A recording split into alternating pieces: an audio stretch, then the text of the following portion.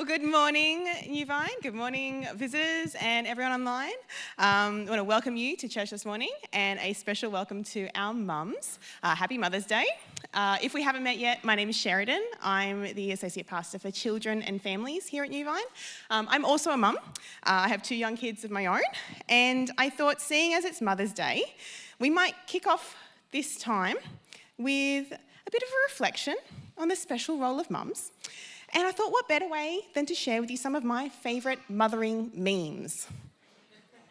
So see if you can relate to any of these. So it says, she believed she could, and she almost did, but then someone asked her repeatedly for a snack, and she lost track of what she was doing.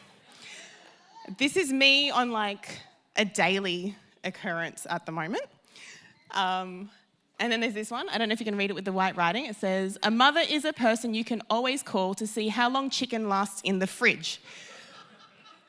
My mum is laughing her head off because I've been living at a home for a decade now and I still call her every couple of months, go, I've got this thing in the fridge and I don't know if I'm going to poison my family by feeding it to them. There's this one. Being a parent is like jumping out of a plane with a bunch of people who don't know how to open their own chutes. So you fly around doing it for them.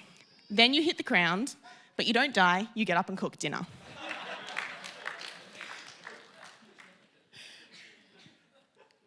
This one is, it's spicy, is universal mum code for I don't want to share. I don't know if you can think back to your childhood, if your parents had a lot of spicy food growing up that you just didn't get to have a go at. And then this is our last one. Before I had kids, I didn't know you could ruin someone's day by saying, brush your teeth, please. Now, that one, for me, makes me laugh, but it also makes me cringe inside because that is like, the pain is too real. Now, for your family, it might not be brushing your teeth. That's a struggle for your kids. It might be putting on their shoes or helping a sibling or not eating dirt. Whatever the ask, we all know there are some things that our kids just are never going to be interested in doing. Those things where they'll never get on board willingly. The simple ask like, can you brush your teeth, is actually offensive to them. This has happened to me sometimes and I've gone, ooh, did I say the wrong thing? Did I use a really mean tone? Because somehow the reaction from my kids is that I have offended their innermost being by asking them to do something. So what do you do in these situations when you get that kind of pushback? Well, there might be a creative solution, like we've tried, instead of having a bath, how about we go outside and you can have a backyard shower with the hose? And that actually worked for our kids. And then other times, most of the time, in our family at least, my husband and I begin the delicate dance of gently encouraging our kids to get on side with the plan that we've explained to them. We empathise with their emotions, they don't want to. We answer any questions as to why they have to do this thing. But we then pull out our go-to phrase. I'm sure lots of parents here have one. Ours is, nothing else is going to happen until you have brushed your teeth or put your shoes on or got off the cat.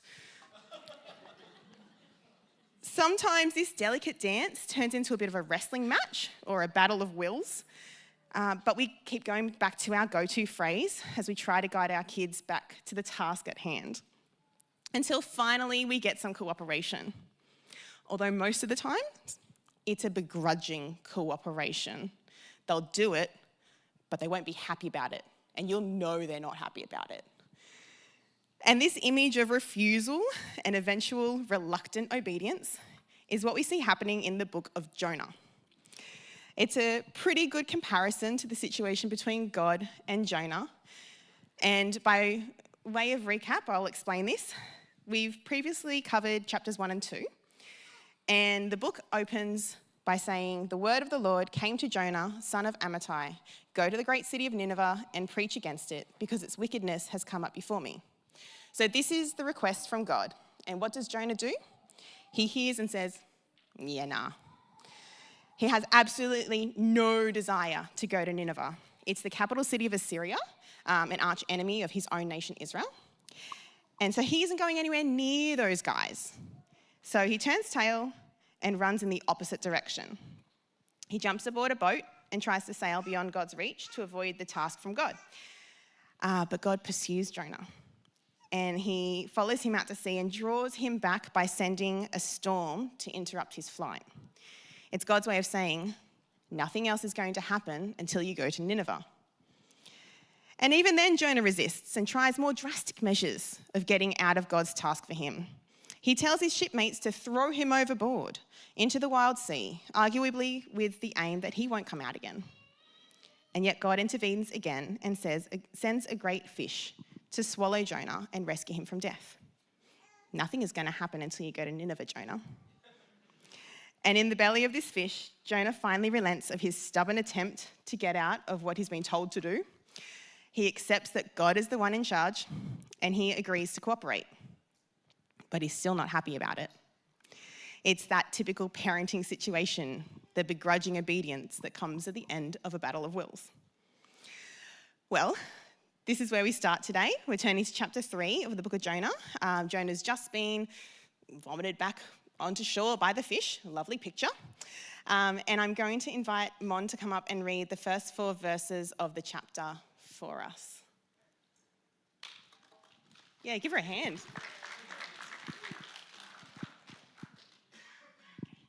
Thank you. Good morning, everyone. Jonah goes to Nineveh. Then the word of the Lord came to Jonah a second time. Go to the great city of Nineveh and proclaim to it the message I give you. Jonah, be on the word of the Lord, and went to Nineveh.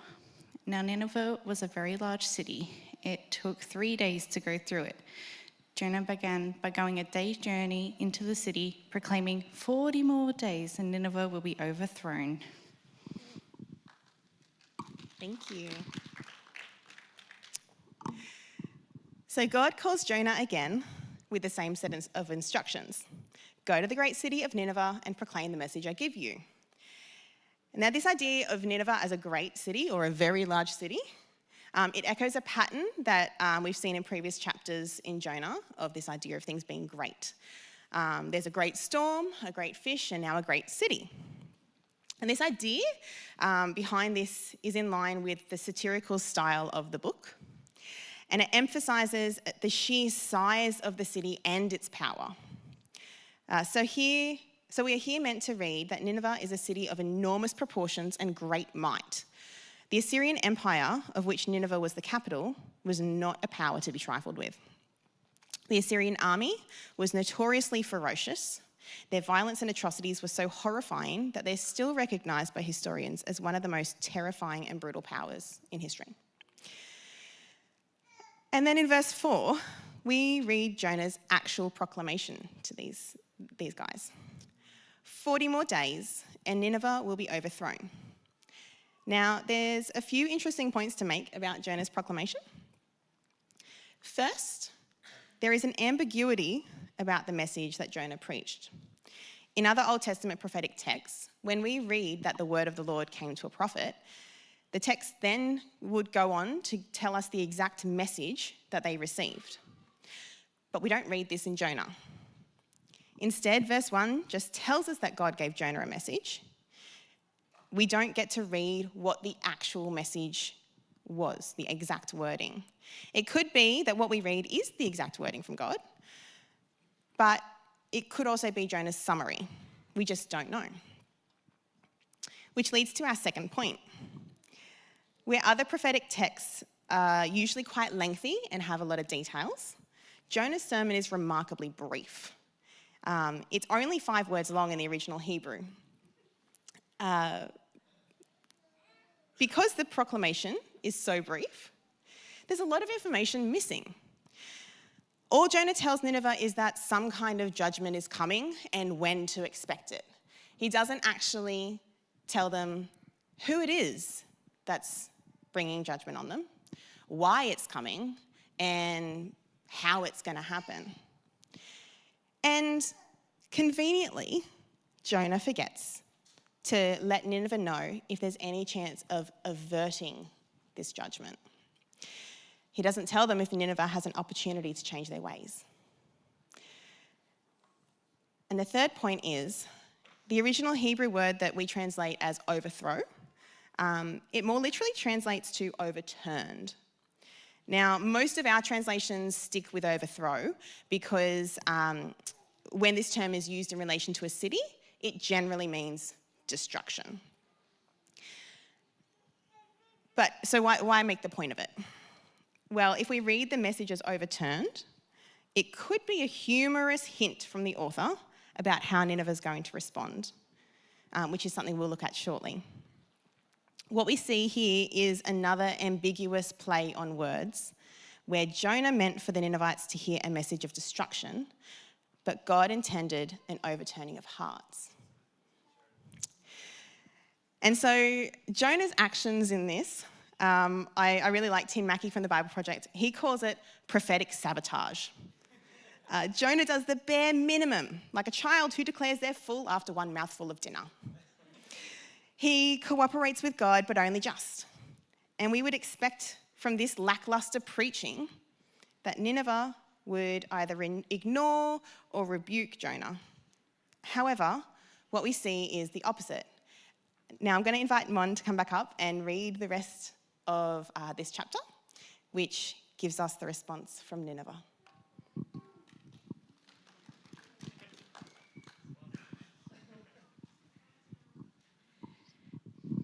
The Ninevites believed God.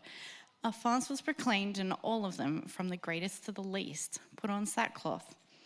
When Jonah's warning reached the king of Nineveh, he rose from his throne, took off his royal robes, covered himself with sackcloth, and sat down in the dust.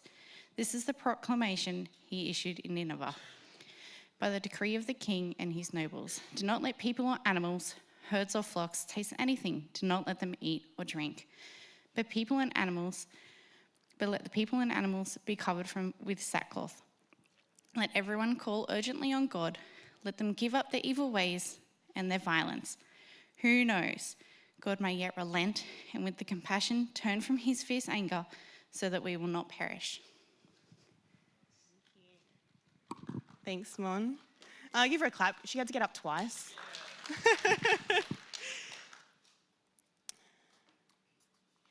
Well, the Ninevites unexpectedly responded to Jonah's preaching with belief. Where Jonah's proclamation had information missing, Nineveh does its best to fill these holes. Upon receiving this proclamation of judgment, the Ninevites don sackcloth and begin fasting. Now, both of these were rituals, and they were typical for ancient Near Eastern cultures. Sackcloth was a sign of mourning and humbling of oneself to a state of poverty. And fasting was also a sign of petition and denial of oneself. Again, a good term of phrase that I like, theologian Philip Carey describes fasting as the body's way of praying, because it causes you to rely on the provision of God and ask for his mercy. But the response of the Ninevites doesn't stop there. They go beyond these regular forms of submission and petition. See, when the king heard of Jonah's proclamation, he rose from his throne, took off his royal robes, and covered himself with sackcloth, and he sat down in the dust. Now, another translation alternative, dust can also mean ashes. And understanding it this way helps us to picture the humility of this king. He's a powerful ruler, and he lowers himself so far that he sits in an ash heap, which is the closest one could get to the grave. The king's drastic response demonstrates complete surrender of his own authority and power. This would have been utterly humiliating, but he does it. And his response is immediate. He doesn't wait and discuss with advisors and weigh up the cost. He hears and he believes. And the king then issues his own proclamation to Nineveh, escalating their already surprising response. The people of Nineveh were already fasting, but the king takes this to the extreme that they should not even taste food. Don't even let food touch your lips in case it's seen as a reluctance to believe. The same goes for the exclusion of drink, because that was usually allowed in fasting. And if that's not drastic enough, well, the animals have to do it too. I try and imagine a city full of people and animals dressed in rags and fasting. Surely the animals had to be like caged up so they don't, accidentally wander and try and find something to eat. And then in verse 8, the king says that everyone, still including the animals, must call urgently to God. So now there's this cacophony of noise arising out of the city. There's people crying out, there's cows mooing, there's dogs and cats yowling. It's just this crazy, crazy situation. But the ridiculousness of this image, it's meant to make us laugh. But it's also demonstrating the earnestness of the Ninevites in their desire to show their belief in the message, a message from Jonah. And it's a demonstration of a people desperately trying to figure out the best way to show a God they don't know that they believe in him. And let's not forget the reputation of the Assyrians that they had as a military power. It would have almost made more sense for them to hear Jonah's message and ignore it. They could have looked around, remembered that they had this powerful army, remembered their strength, recalled their previous exploits, and said, I think we're good. They could have just killed Jonah and been done with it, but they don't. The people who we would think are least likely to obey God actually express a deep desire to turn to him. Now, returning to that parenting analogy that I had before, let me just instead describe a different picture. Now, parents, there are certain days where your kids are having a doozy. Instead of your child who might usually be quite cooperative, it's like you have an entirely different kid and they've already pushed every button, they've negotiated and argued every point since breakfast, and now it's come to that teeth brushing time. They're going to fly off the handle when you tell them what they've got to do. So if you're like me, you would mentally prepare your 10-point plan to get them on side. First is the vague ask. It's the introduction of the topic, but no pressure, no time pressure. We don't want to set them off yet. And then you work through your 10-point plan in your head. There might be some rewards, some carrots along the way, because bribery is not okay, but rewarding your kids and telling them how to achieve that reward beforehand, that's an entirely different thing. So you take a deep breath and you start with step 1. And instead of pushback, instead of flying off the handle, they shock you by stopping what they're doing, ending their game, jumping up and trotting themselves to the bathroom to brush their teeth. There's no questioning or debating. They just get on side and trust that you've told them to do this because it's important. And the cherry on top is when they come back out and they go straight to their bedroom and get dressed into their pajamas because they assume that's what's going to come next. Because they want to show you that they are on your side, that they received your message and they trust you. It's a nice picture, isn't it? It's not particularly realistic in my experience as a parent, yet this is the shocking response that Nineveh gives. They stop what they're doing immediately. They step away from their wickedness and they turn wholeheartedly to God. And even though they don't know it all, they trust and believe. And that brings us to verse 10, which is God's response. When God saw what they did and how they turned from their evil ways, he relented and did not bring on them the destruction he had threatened. Verse 10 closes the chapter by sharing with us God's response to Nineveh's response. And it's good news. Funnily enough, Jonah's message that Nineveh will be overturned still happens, but it's not destruction in judgment that they experience. Instead, Nineveh experiences an overturning of their hearts because they've turned away from their violence and instead turned to God. And to this heart change, God also turns. He turns away from the destruction he planned and turns towards the Ninevites with grace. And this is a powerful reminder that God is so ready to forgive. His desire is to be gracious. His heart is for people and for life. You see, Nineveh wasn't just a great city because of its size. It was a great city because every life within its walls was of value to God. In chapter 4, when God rebukes Jonah for his hard heart, sorry, this is a sneak peek for next week, he says, "Should I not have concern for the great city of Nineveh, in which there are more than 120,000 people and also many animals?" It's the reminder that God is the creator of the cosmos. He values every life within the city of Nineveh, including their animals.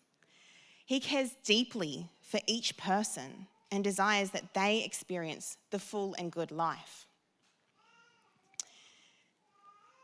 Now, this chapter raises an interesting comparison for us, the reader. You see, Jonah was an Israelite prophet. He knew God's character. He knew this about God. He knew that God desired life and forgiveness. But Jonah ran from God's calling. Why? It's because that while his head remembered the facts, his heart had turned cold. Whether it was pride, whether he couldn't let go of the devastation that Nineveh had caused through their assaults on others, whatever the reason, Jonah's heart didn't stay in step with what his head knew about God. Because faith that only knows something here doesn't know it here results in begrudging obedience, if there's obedience at all. In Jonah, we have that child who understands the situation and should know better, yet resists. But Nineveh gave a different response. They hear Jonah's message and believe with their hearts, even when their heads couldn't quite understand. Their drastic measures to turn to God, the comical inclusion of animals in their fasting and calling, well, it speaks of someone who doesn't know how to fix a problem, but they just know it's broken and it can't stay that way. So they try everything to make it better. In Nineveh, we have the child who is a wrecking ball of destruction, most likely a toddler, right? They've got no idea what they're doing, and you should expect pushback, but they are surprisingly open to instruction. The challenge in this is that I would suggest there's a third alternative that the passage asks the reader to consider for themselves. It's the unity of the head and the heart. Whether your head leads the way or your heart does, both need to be kept in balance. So whichever leads the way, be it your head or your heart, the other requires a chance to catch up, to be kept in step. Now, I'm asking for you to indulge me for a moment in a bit of a thought experiment that has been circling in my head as I've prepared for today. What would the story have looked like if Jonah's heart was in step with God's calling? Would his message have been longer? Would he have given more details? Would he have run away in the first place? Likewise, what would it have meant that Nineveh received the knowledge of who God is and how to have a right relationship with him? The biblical story indicates in other books that Nineveh later turned back to their wickedness and destruction eventually came. Now, we can't know the details for certain, so I am merely speculating here. But I wonder whether this would have been the case if their heads had been given a chance to catch up to understand what their hearts did. If Jonah had discipled them in their faith. Because just as knowing something with your head without your heart being on board results in reluctant obedience, If your heart believes something but your head never catches up, faith doesn't get a chance to deepen and grow. We need to have both parts on board to withstand trials and for our relationship with God to thrive. I'm going to invite the band up now to lead us in a time of worship. During this time, I encourage you to reflect on the character of God that we see in verse 10 of this chapter. Let it inspire your head and your heart. Know that God is the creator of everything and values every life. Know that he loves people so deeply that at the first sign of a life turned towards him, he responds with overflowing grace.